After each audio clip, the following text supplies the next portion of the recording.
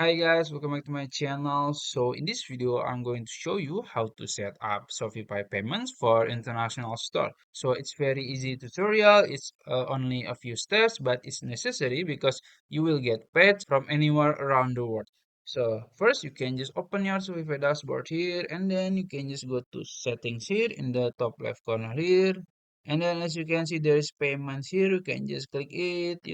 And in my account, there is Shopify Payments. This is, the default method that Shopify offered.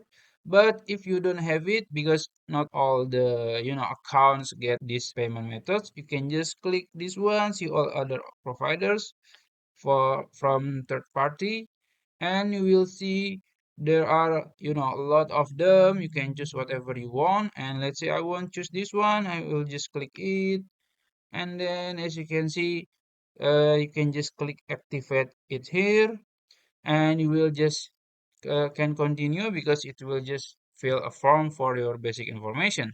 So it will help you to get payment from anywhere around the world.